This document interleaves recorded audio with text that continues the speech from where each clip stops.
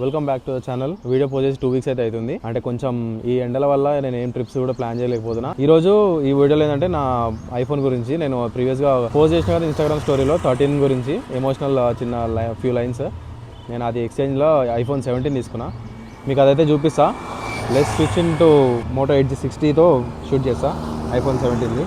So ఇది iPhone 17. నేను మెయిన్గా కెమెరా కోసం అయితే ఇది తీసుకున్నా. అండ్ పాత ఐఫోన్ 13 ఏమైందంటే అది తీసుకొని 4 years అవుతుంది. ఫుల్ హ్యాంగ్ అవుతుంది అదైతే. అందుకనే నేను అది అంటే పెట్టుకొని కూడా ఏం లాభం దాన్ని, ఇంకా నేను హ్యాంగ్ ఐఫోన్ని అని అది ఎక్స్చేంజ్లో 17 తీసుకున్నా.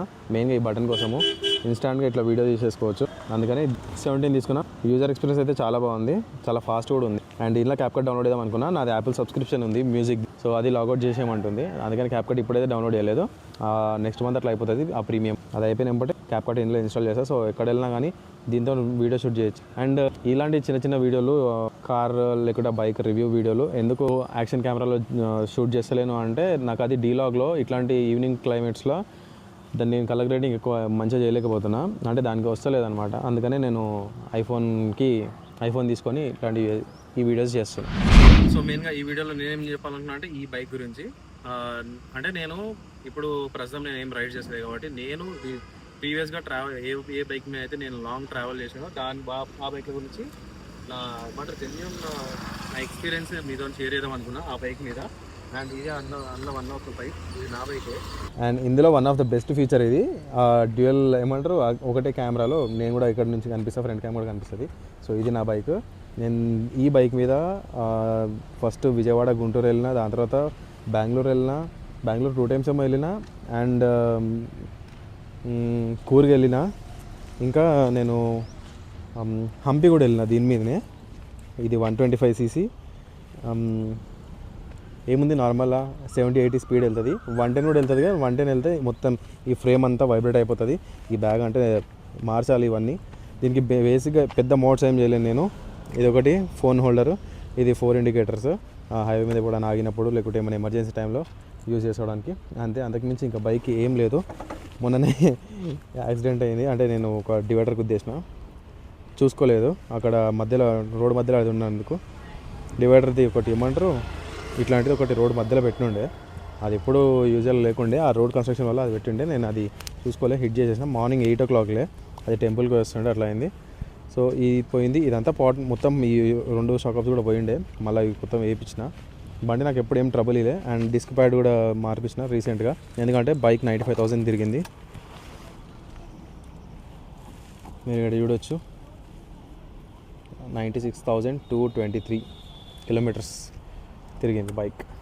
అండ్ మెయిన్గా ఈ పల్సర్లో అంటే 2021 మోడల్, దీనిలో ఒక ఇష్యూ అయితే ఉంది. అదేంటంటే ECU ఇష్యూ.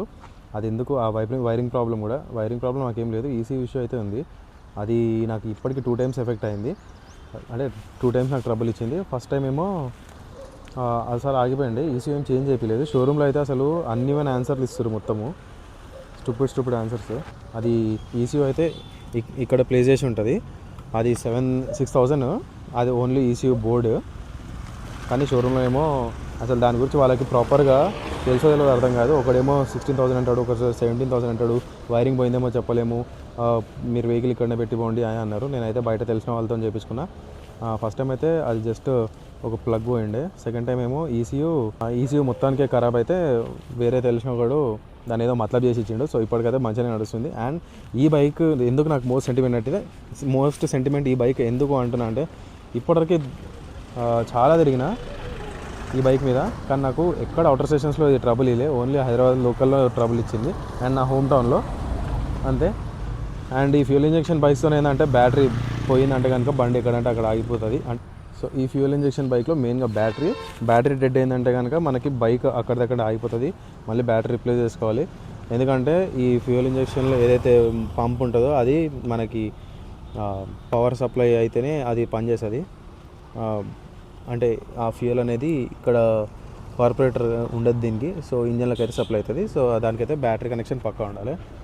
అదొక main thing BS6 వెహికల్స్తో.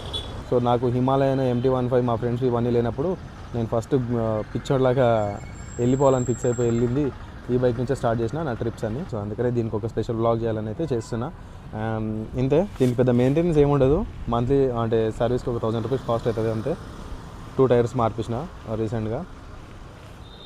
That's it about the vlog. చలో అంటే నేను పబ్లిక్లో చేస్తున్నా, నేను అంత కంఫర్టబుల్ లేను. అందుకనే ఇగో మొత్తం ఇక్కడ ఊగా ఇట్లా మనుషులు వచ్చిపోతుర్రు, నేను అంత కంఫర్టబుల్ లేను. సో అంతే, that's about the vlog. Will end up here it self. And ఇది కూడా పోయింది యాక్సిడెంట్ అయినప్పుడు, ఇది పోయింది. సో ఇది ఇక్కడ రేడియం ఉంటుంది, అది మనకి ఒకటి దొరకదంట, ఈ పార్ట్ మొత్తం మార్చాలంట. సో అందుకే అట్లే వదిలేసిన, అంతే.